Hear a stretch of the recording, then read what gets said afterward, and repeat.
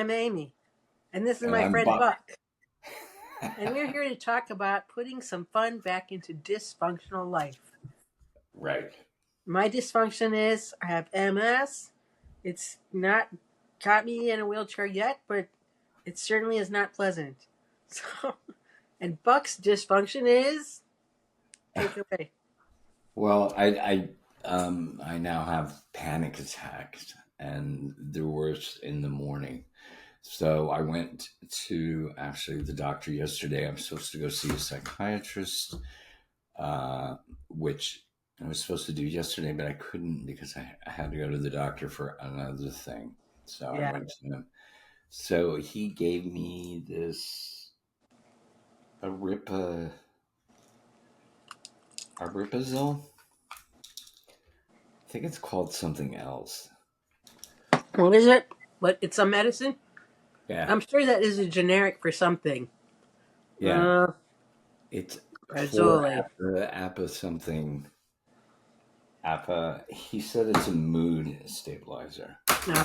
Yeah. So he said it would help because Yeah.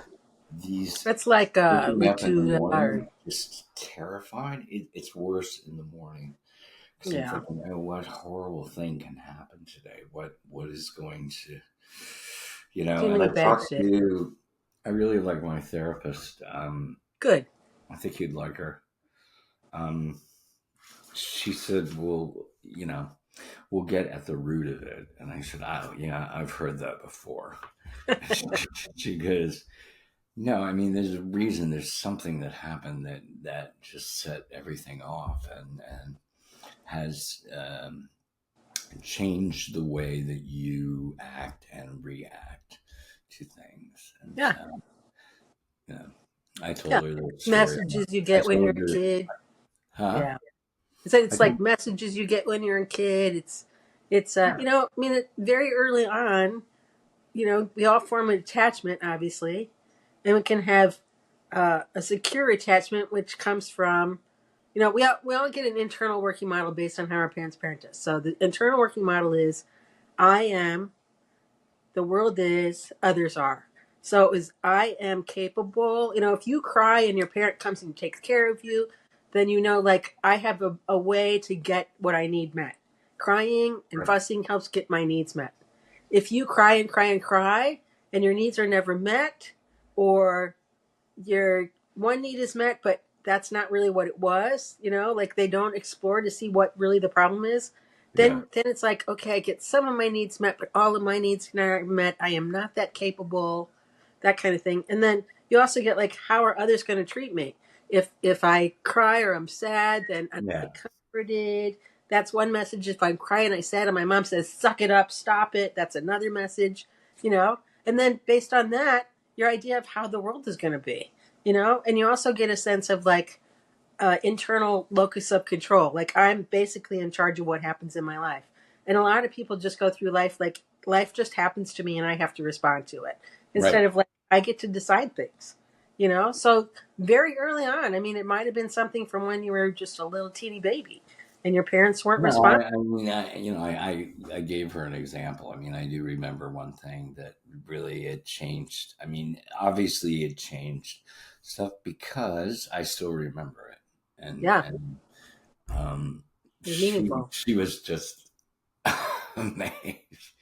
I came home from school. I don't know. I guess I was middle school, maybe. I was really happy, and I came in Yeah, because you around. won an award. Da, Cool. da, da, and my mother was having one of her moods, and she said to me, and this is not the only time she ever said this to me.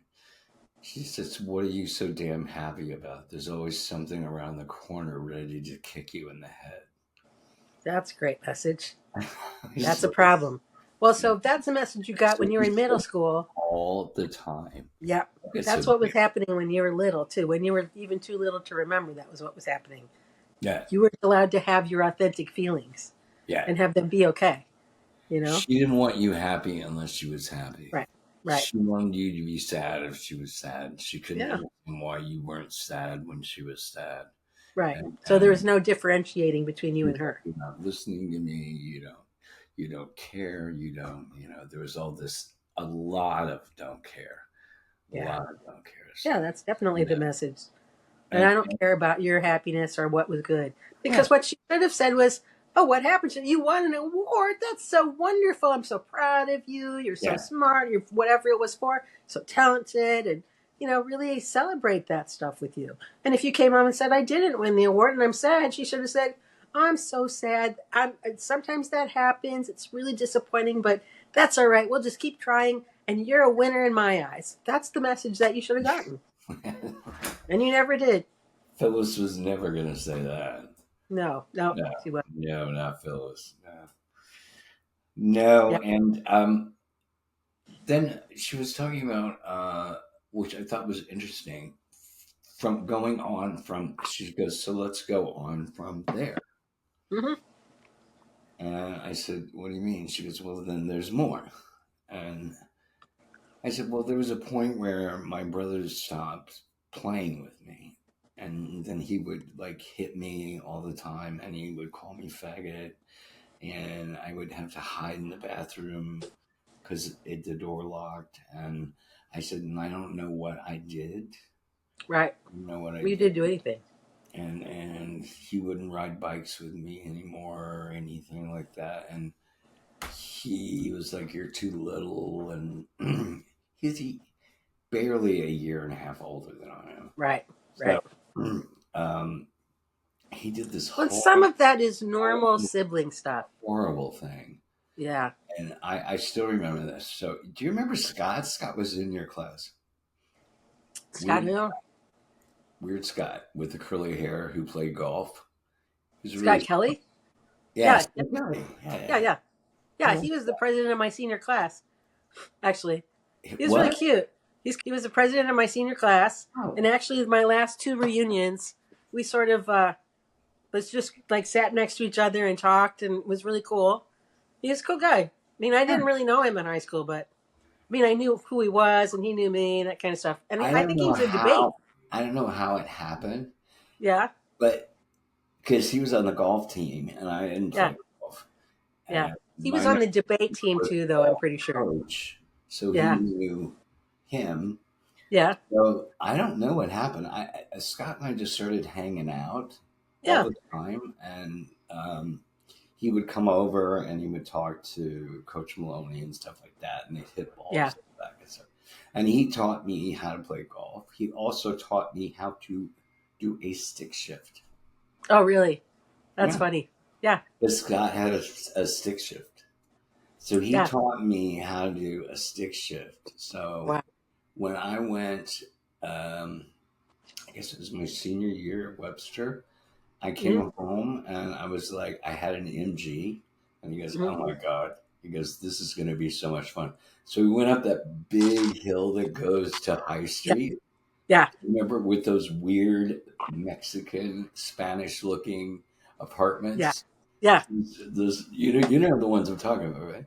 I And I do. I said, know "This exactly what. is like the hardest hill." He said, "If you can get up this hill Yeah. without killing the engine," he goes, "You've made it." And I'm telling You you, never we figured did it out how to drive a over stick. and over and over and over. Yeah. Anyway, the point is, I came home my senior year with Scott. We just came by to pick up something. I can't remember what it was. And my brother is having a party. Yeah. My parents are gone for the weekend. Oh, oops. Yeah. So he's having like a party, like a huge party. Yeah. Probably not with your The parents' cars are permission. parked along the road and stuff. Yeah. And I went downstairs and there he is, and just pot. I mean, the smell of pot and all the drinking, Everybody's high. Yeah. there were kegs, and I was just like, I said, "What are you doing?" Oops. And he goes, "Oh, look, you've never been to a keg party." I said, "I've been to Yeah. keg parties. This is our house." And I said, "And I just saw Buffy, my mom's dog, Yeah. running in the front yard." Who's not supposed to be out there, probably. No. No. If she's in the front yard, she's on a chain, those screw in things that Yeah. Yeah. Yeah. she's on a chain. Oh, He said, she's running in the front yard. And I said, if she goes in the road, I said, you're dead. yeah, She's not dead. You're dead. yeah. And he was like, you ruined everything. Blah, blah, blah, and you're such a I'm faggot. just telling you, like, But in front of this Scott, he's calling me faggot. an asshole. And, Did Scott care? Scott and probably then did care. he called Scott a faggot. And I Yeah, said, you apologize to him. And he and I started to fight. I forgot who pulled us. Somebody pulled us apart.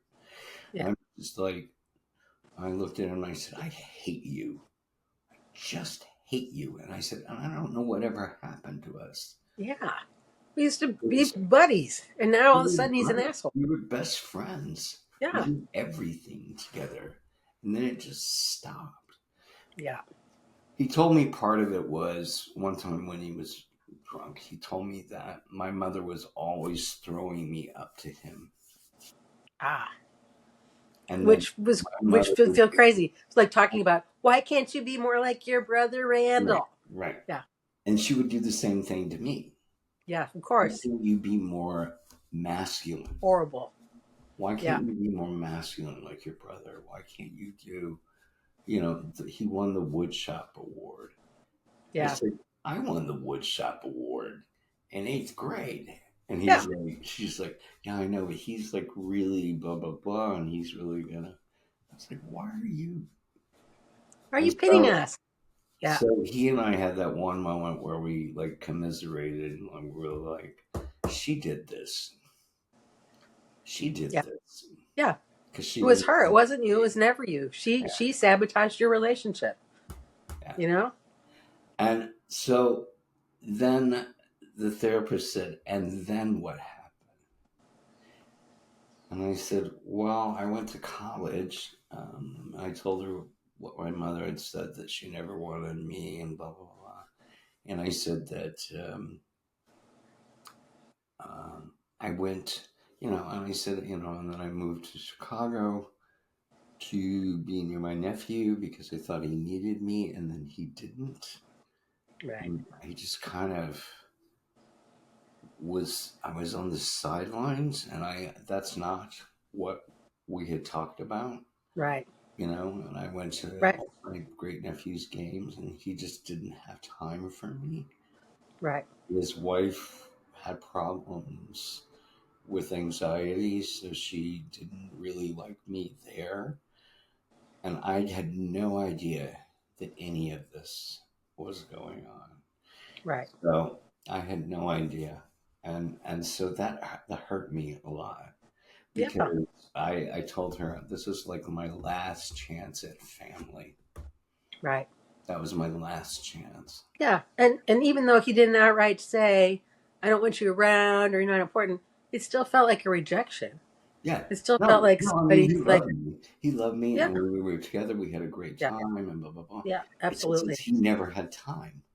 Right, Like sometimes I went to the baseball games that nobody else went to.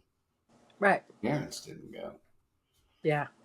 And So you so felt like I was you were trying. providing like a parenting role almost. Right. And he didn't reject it, but he didn't celebrate it and want it Yeah. So the way you wanted. I don't know.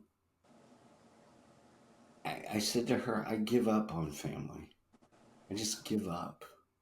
I said, and I was married, and then all this stuff happened, and so I thought that was my family. And I said, and there's just I've never had a family, really. Right. Like, I mean, with Mario, yeah, a little bit, but Yeah. in the end, he ruined it. So it was just like, but we had like a little family with the cat Yeah. and the Yeah. stuff like that. But it's, I don't know. Family is, and you've got this great family. I know. I always say, despite whatever challenges I might meet, I'm one of the luckier people I know. Because Yeah, I think families are it's everybody I know has like, some estrangement from somebody, or I mean not everybody I know, but a lot of people. And of course, clients that come in have issues. But yeah, we just like each other. I mean, that's kind of unusual, I think. Yeah. that we get along. We all like each other. We all like to see each other. We want to see, we look forward to our Friday Zooms, and, we like each other. And, Yeah. one of my nephews broke up with his longtime girlfriend last week, and it had been a long time coming. Wait. Is one of my brother's sons, Oh, Alex, has your been dating brother. this girl since high school, like since like seventh grade, Oh, and they've sort of like, they've had their ups and downs, and I think it sort of just like became almost inertial, like they they weren't really where they should be, and there's a lot of differences and things that were problematic, but they've just been seeing each other for so long. And I yeah. think he'd been thinking about it for a long time. And so he finally broke up with her. It was really sad because she was a very sweet girl, but there was lots of issues, like things like she How said old things is like, I need somebody who will just throw everything away and just be there for me all the time, which is like, well, I can't, how old I'm not going to abandon what I want to do and stuff like that just to like how make old sure are you're they okay. now? How old are they? He's a senior, so he's probably 20. They're young, and she's going to be a senior. So he's a senior this Wow. year. She's well, maybe they're both seniors, but anyway, so they're just seniors, and they're young. They're just babies. They're like 19, Well, 20. So it I happens. dated Robin since Yeah, sixth grade. I yeah, dated Robin sixth grade through the very beginning of the freshman year. yeah, And I said to her, I think we're just friends. yeah, She was like, I said, I think I like your mom. yeah, yeah, She goes, I think you do. And I yeah, said, but I love being with you and I love doing yeah. this. I said, but I think that we need to see other people because Right. Move I don't on. want to spend my whole High schooling school with career. one, Yeah, well, schooling, because yeah. sixth grade is when we got together. And That's a long sixth time. grade. Yeah. Well, On I the, was going to on make the this. This was trip my point. to Six Huh? Flags, Yeah. I kissed her. Oh, at Six Flags. Were you on a roller coaster? uh, It's a meet cute. Yeah. thank Only you'd you. already met, but Thank But you. the point of that story was after Alex broke up. I had no idea what my cousins were doing. I have two cousins on my mom's side and two on my dad's side, and like I knew kind of where they were, and I knew how to get in touch with them because I knew how to get to my uncles. But I didn't have a close relationship with my cousins at all. And when Alex broke up, my son called his mom to find out if he needed anything, and I don't know why he didn't just call Alex. And then and Tyler, who's Beth's son, texted Yeah. him and said, "Are you okay? Do you need anything?" And like that was so foreign to me. They're our sons are close too, and so. Yeah. And I never had that with a cousin. I know a lot of people have cousins that they're very close to. They live Yeah. close by, whatever. But I never really had that. And these guys are so close to each other. They just, they see each other all the time. They text each other. They talk to each other. It's so nice. That I'm is just so really, happy and pleased that, well, like that the is legacy one kind of good thing continues. about technology too. Yeah. Yes. That makes a huge Yeah. difference. Because when I didn't see my cousins except for family reunions or funerals. Right. That kind of thing. Yep. And I was, Yep. you know, I mean, Hmm. I had my favorites, but there was always Yeah. somebody new that I was Right. like, who are they? And Yeah. Exactly. it's like, Yeah. oh, I blah, was closer to blah, my, blah, blah, blah. And I'm like, you never told me, didn't even know. oh, Yeah. they're blah, blah, blah. And you're Yeah. like, I actually was closer to my second cousins because they're really more like first cousins. My dad's mom married their brother's married sister. So it was my grandpa. My grandpa's brother married my grandma's sister. So they all of their kids are sort of like even though they were like my dad's first cousins, they were really genetically more like his sisters, and right, so all those cousins are really more like my first cousins than my second cousins because we share two grandparents. okay, So yeah, we just we don't share grandparents, but we share two, the same aunt and uncle. yeah, It's complicated, but anyway, yeah, so I was always closer to them than I ever was with my first cousins, but part of that was because my uncles were I don't know. My uncles were kind of different. They're very rich. They're both. I yeah, don't know how it happened, but my uncle Tom on my mom's side is was a lawyer, and he's just like pretty wealthy. And then my uncle on my dad's side is was a pharmacist, and then he invented some stuff and sold some stuff, and he's like a multimillionaire. And then my parents are not. Yeah. So, but and so it was always a little divide, and my cousins were always a little bit like weird. And actually, my cousins on my mom's side are much younger than us, like because like my older cousin on my mom's side was a Uh, flower girl in my sister's first wedding, so they're that much younger, oh, you know. So, but wow. my cousins on my dad's side are maybe just a couple years younger than me. Or my cousin Steve is like a couple years younger, and John's a little bit is like my brother's age. So, but there just never was anything in common, you know. Yeah. I mean, So they always lived, they didn't live near us. They lived yeah, in like Moberly or Fulton or yeah, Farmington or Macon or Kirksville or like yeah, all the way over there. And there was like, yeah, it was like a trip to go there. We had cousins in Kansas City, which yeah, I liked going to Kansas City, yeah, but they lived in a really bad neighborhood and they were kind of yeah, racist. But I liked my cousins. I had two cousins who were twins. yeah. Oh, Janet, that's cool. I know, Janet and Johnny. Yeah, That's just mean. yeah, a little bit. Yeah, It's mean. yeah. And they both went into the service and they both married Mexican people. Well, So my mother's response was, you know, the babies are going to be brown. okay. Yeah, And my Aunt Kathleen, who is my dad's sister, was my dad's. I love Aunt Kathleen. She would sing with the piano, the yeah, piano roller thing. yeah, Um, yeah, she said, yes, they will. And they will be beautiful babies. yeah. Absolutely. She was Mixed race really, babies are that's the gorgeous. only time I've ever seen her mad at my mom because they were close. Yeah. But she was really mad. She was angry, because my mother goes, Mm-hmm. well, the babies are going to be brown. And she just took a moment, and I thought, oh, this is going This to. isn't good. This isn't gonna end well. She goes, yes, they will, and they'll Yep. be lovely. Yeah. Racism. And I looked at my mother and I went, Don't go there. and my dad was like, I was like, just My goodness. drop it, drop it. Yep. So they did, and they have little, Cute babies. yeah, and they're part of Yep. our families. Yeah, Yep. it's pretty funny. Yeah. I really liked them a lot, and I liked That's cool. on my dad's side too. I love Rita Mae.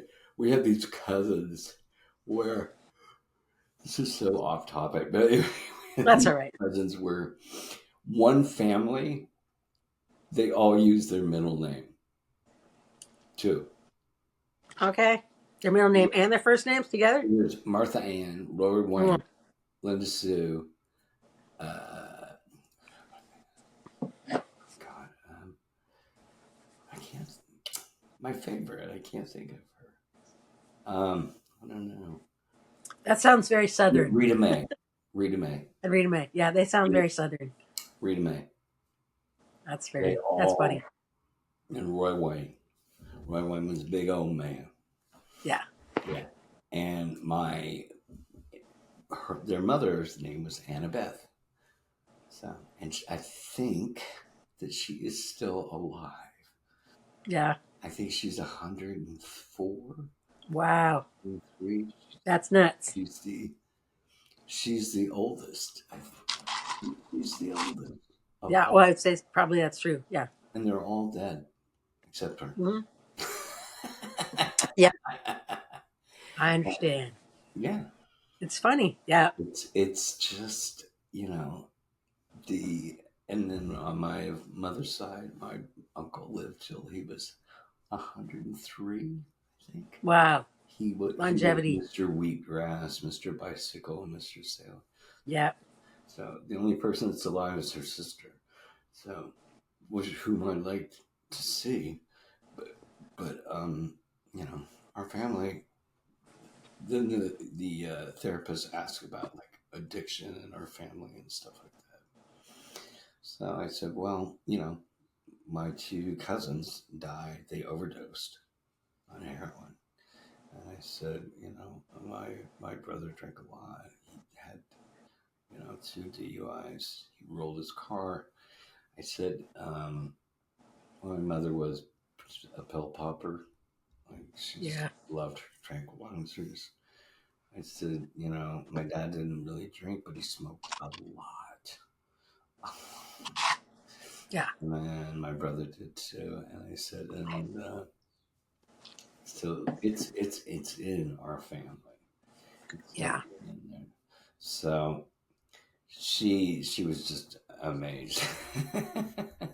I said, "You've heard stories." She goes, "Not like that."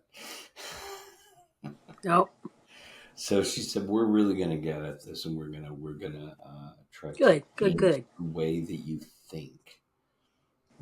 Right. Try to change the way that you think about Yeah. what's going to happen next and what life can give you, and Right. it And can how be, can you feel like you're in control of it more? yeah, And that like, it's just not going to happen, and bad things going to happen. yeah. And that was the message you got was you better just watch out because Well, you shouldn't be happy about good things that happen because bad shit will happen next anyway. she said And it's exactly true. what Bad you shit happens said. to everybody.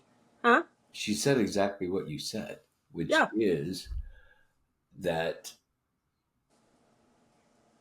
you don't just sit around and wait around for something bad to happen. Right. You like take control and you try to Yeah. make good things happen, but you don't just sit around and wait and Right. But and that means you have to aha, have that. aha, see it happened again. Aha, Yeah. Yeah. happened again. Aha, something else bad happened. She said you have to stop doing that. And I said, Well, well, because you know what? Bad shit is going to happen, but right. you have to look at the good shit that happens too. Yeah. Mm. And it's going to be equal. And the other part is not only thinking I'm in control and I can make stuff happen, but you have to internalize that and really feel it. Because you can think it all you want, but if it's not, in your body and in deeper parts of your brain, it's Yeah. just going to feel like a lie, you know? Well, and I get to the point where I think that I try to be very nice to people, but I actually did you see that movie with Julia Roberts called Leave the World Behind? Was that like no, I don't know if I did. I don't think I'm thinking of the right We're one. stuck Which, in this house and it's really the end of the world. There's oh, so yeah, no, I did see that. I yeah. did see that. Yeah, the recent one. She looks at I think it's the little girl, the younger black girl. She goes, Right. no, she goes, that's not my problem. The problem is I just don't like people. Yeah. She goes,